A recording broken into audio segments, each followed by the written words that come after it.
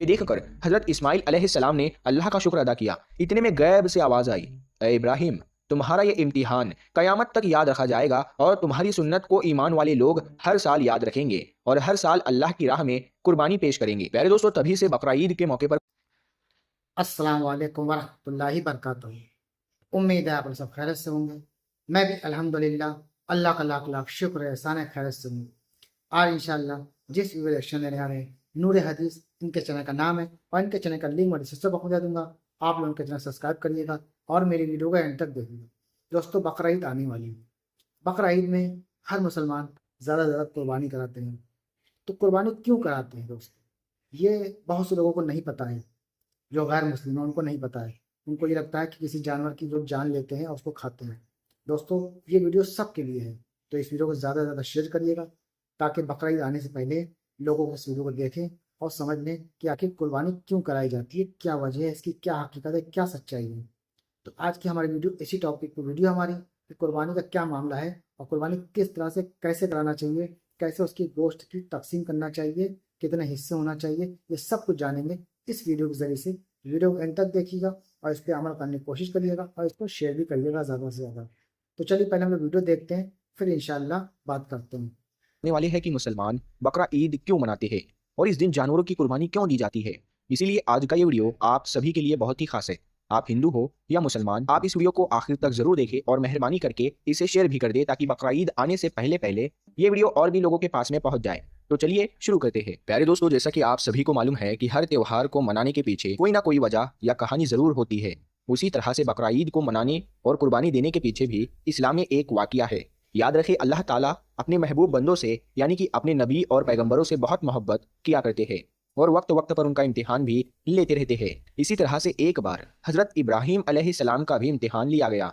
हजारों साल पहले की बात है कि एक रोज हजरत इब्राहीम अलैहिस्सलाम अपने घर में आराम फरमा रहे थे कि उनकी आंख लग गई, यानी कि आप पर नींद गालिब हो गई। तभी आप अलैहिस्सलाम ने अपने ख्वाब में देखा कि अल्लाह ताला आपसे फरमा रहा है, ए इब्राहिम, आप अपने सबसे प्यारी और अजीज चीज को मेरी राह में कुर्बान करो। प्यारे दोस्तों, याद रहे, नबियों और पैगंबरों का ख्वाब कभी भी झूठा नहीं हो सकता। इसीलिए हजरत इब्राहीम अलैहिस्सलाम ने ये ख्वाब सच जाना और अपनी अजीज चीज को अल्लाह की राह में कुर्बान करने के लिए तैयार हो गए।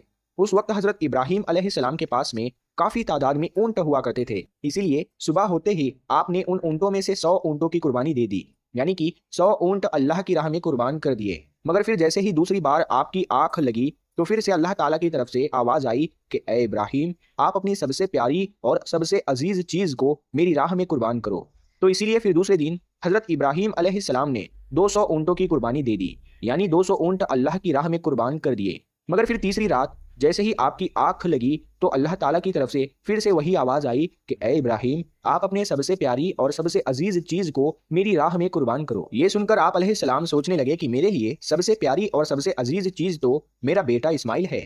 आप सोचने लगे कि अल्लाह ताला कहीं ये तो नहीं देखना चाह रहा कि मैं सबसे ज्यादा प्यार अपने फर्जंद यानी कि अपने बेटे इस्माइल को करता हूँ या फिर अपने खाली की हकीकी से करता हूँ। प्यारे दोस्तों, हम आपको बता दें कि हजरत इब्राहिम अलैहिस्सलाम और हजरत हाजरा का सिर्फ एक ही बेटा था और वो भी काफी दुआ और मन्नत करने के बाद में अल्लाह ताला ने आपको बुढ़ापे की उम्र में अता किया था।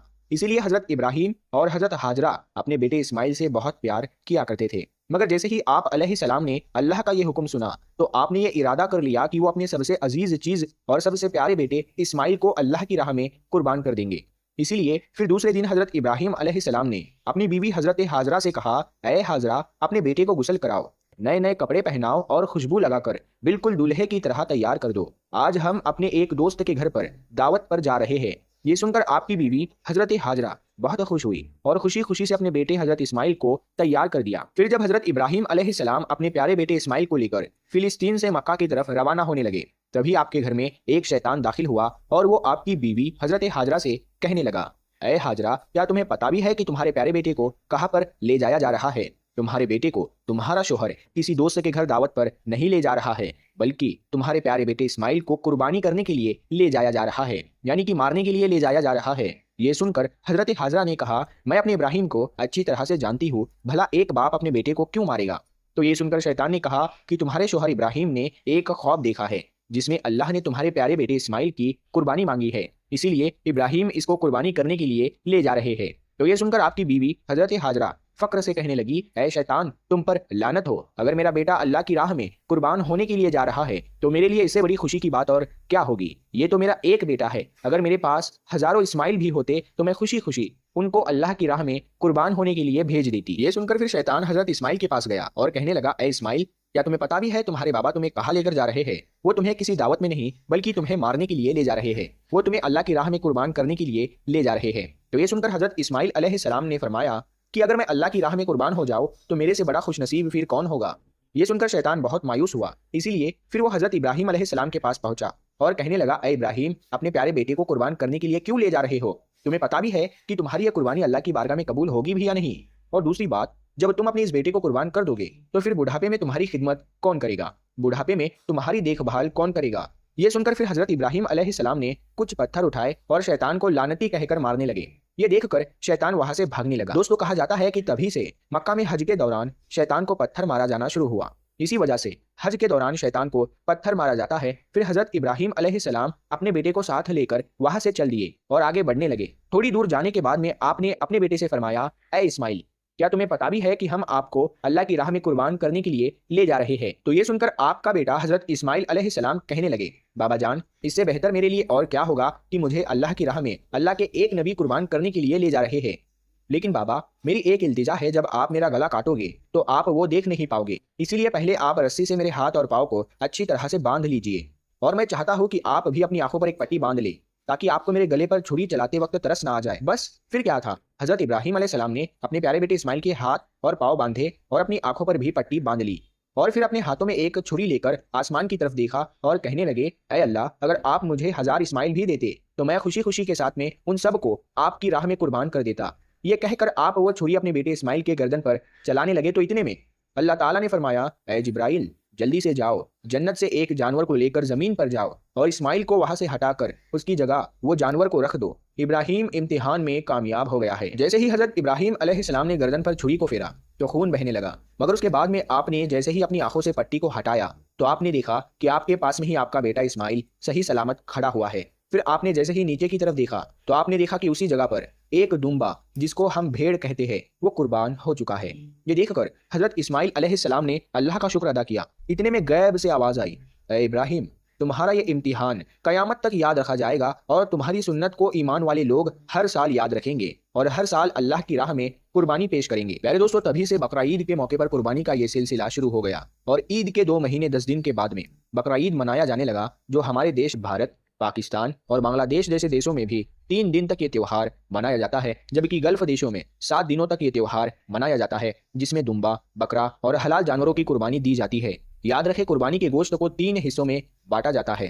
پہلا حصہ غریبوں اور مسکینوں میں بانٹا جاتا ہے، دوسرا حصہ رشتہ داروں میں دیا جاتا ہے اور تیسرا حصہ خود اپنے گھر میں رکھا جاتا ہے۔ تو دوستوں، یہ تمہارا ایکشن جو آپ نے دیکھا قربانی کے تعلق سے کہ قربانی کیوں ہر مسلمان کراتا ہے۔ دوستوں، قربانی کا سب سے اہم معاملہ یہ ہے کہ مرد ہو چاہے عورت ہو، جو صاحب حیثیت ہے اس پہ قربانی کرانا ضروری ہوتا ہے۔ قربانی کرانے کا مطلب کہ جو بھی آپ کی نیک پاک کمائی ہے اس میں سے آپ خرچ کر کے اللہ کی راہ میں جانور، اچھے سے اچھے جانور، خوبصورت جانور قربان کر دو۔ اور قربانی کا گوشت 3 حصوں میں کیا جاتا ہے، ایک غریب مسکین لوگوں کو، ایک رشتہ داروں کو، ایک آپ خود رکھ لیں۔ دوسری بات، قربانی کرائیں ایک اچھی نیت سے اللہ کو راضی کرنے کے لیے۔ دوستوں، اللہ کے پاس گوشت نہیں پہنچتا، صرف آپ کی اچھی نیت پہنچتی ہے، آپ کا تقوی، آپ کی پرہیزگاری اللہ کو پسند ہے، باقی اور کچھ بھی نہیں۔ تو اس ویڈیو کو زیادہ سے زیادہ شیئر کریے گا، اس پہ عمل کرنے کی کوشش کریے گا۔ ہم ملیں گے آپ سے انشاءاللہ نیکسٹ ویڈیو میں، تب تک کے لیے السلام علیکم ورحمۃ اللہ وبرکاتہ۔